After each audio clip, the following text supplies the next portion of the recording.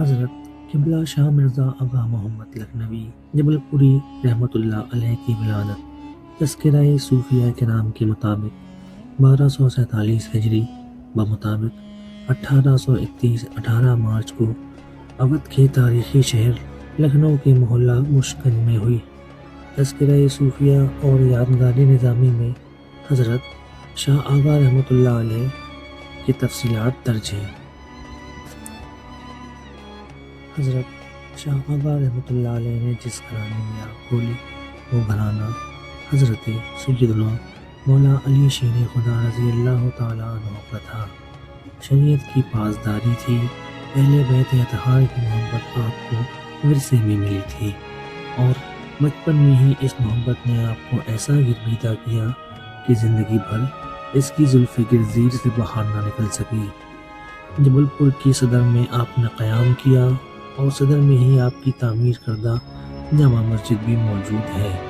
شاہ آغا رحمۃ اللہ علیہ کی آمد جبل پور میں اہل جبل پور کے لیے نیک بال ثابت ہوئی۔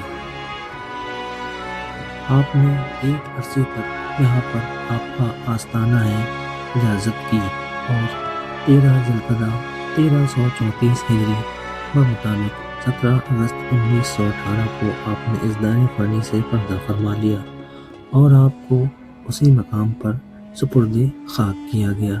حضرت شاہ آغا رحمۃ اللہ علیہ نے جبل پور میں اسی مقام کو، جہاں سنگ مرمر سے تراشا یہ خوبصورت آستانہ آپ دیکھ رہے ہیں، اسی جگہ پر آپ نے اپنی ریاضت کا مرکز بنایا۔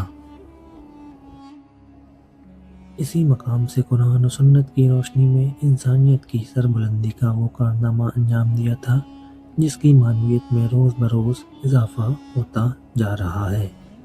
حضرت شاہ آغا رحمۃ اللہ علیہ قادری، چشتی، نیازی، نظامی، سہروردی، نقشبندی سلسلوں کے سرچشمہ ہیں۔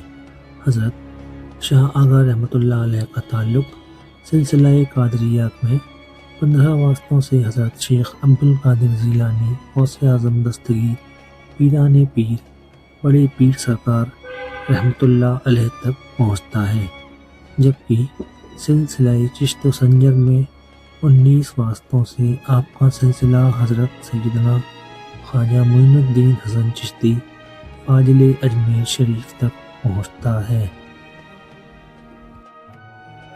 حضرت شاہ مخصوص عالم رحمۃ اللہ علیہ کے وصال کے بعد جب آپ کو معرفت کے لیے مرشد کی ضرورت پڑی، تب آپ حضرت شاہ نیاز احمد بریلوی رحمۃ اللہ علیہ کی صاحبزادی حضرت شاہ نظام الدین حسین رحمۃ اللہ علیہ کی خدمت میں بریلی شریف میں حاضر ہوئے اور تجدید بیعت کی۔ حضرت شاہ نظام الدین حسین رحمۃ اللہ علیہ نے آپ کو اپنا خلیفہ بنایا۔ حضرت شاہ آغا رحمۃ اللہ علیہ جب بریلی سے واپس جبل پور لوٹے، تب آپ کی زندگی میں ایک نیا انقلاب آ چکا تھا۔ جس سفید سنگ مرمر سے تراشے ہوئے خوبصورت آستانے کو آپ دیکھ رہے ہیں، اسی جگہ کو حضرت شاہ آغا رحمۃ اللہ علیہ نے اپنی ریاست کے لیے منتخب کیا تھا۔ تب یہاں جنگلی گھاسوں اور ویرانی کے علاوہ کچھ بھی نہ تھا، اور پھر آپ کی آمد سے نہ صرف یہاں پر قرآن کی تلاوت کا سلسلہ جاری ہوا، بلکہ مخدوش فضا نورانی ہو گئی، اور آج تک اس کا فیض عام جاری ہے۔ حضرت شاہ آغا رحمۃ اللہ علیہ کا آستانہ جبل پور کے رانی تال میں واقع ہے۔ زائرین حضرت شاہ آغا رحمۃ اللہ علیہ کے آستانے پر حاضری دینے آتے ہیں تو وہاں درگاہ کیمپس میں آپ کے آستانے کے علاوہ انہیں 3 آستانے اور درگاہوں کی زیارت نصیب ہوتی ہے۔ یہ درگاہیں حضرت شاہ آغا رحمۃ اللہ علیہ کی سجادہ نشینوں کی ہیں۔ یہ تمام درگاہیں اپنی طرز تعمیر میں منفرد ہیں۔ خود حضرت شاہ آغا رحمۃ اللہ علیہ کا آستانہ اپنی طرز تعمیر کے لیے دور دور تک مشہور ہے۔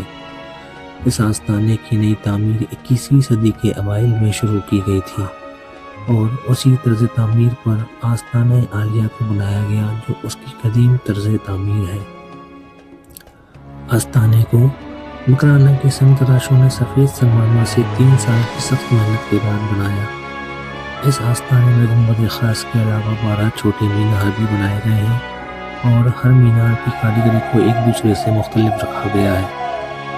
اس طرح سے آستانے کی تعمیر میں 36 طرح کی کاریگری کے ساتھ درگاہ میں 36 طرح کے ستونوں کا بھی استعمال کیا گیا ہے۔ اس کی طرز تعمیر میں ہندوستانی طرز تعمیر کے ساتھ عرب، ترکی، ایرانی طرز تعمیر کے واضح نقوش ملتے ہیں۔ آستانے پر صبح کی تلاوت اور شام کو صلاۃ و سلام کا خاص اہتمام کیا جاتا ہے۔ اسی باعث یہاں پر دور دور سے زائرین آتے ہیں۔ حضرت شاہ آغا رحمۃ اللہ علیہ کی درگاہ بہت سی خصوصیات کی مالک ہے۔ جبل پور کے لوگ جبل پور میں آپ کی آمد کو اپنے لیے ایک نیک سعادت سے تعبیر کرتے ہیں۔ اسی وجہ سے آپ کی درگاہ آپ کے ماننے والوں کے لیے ایک خاص مقام رکھتی ہے۔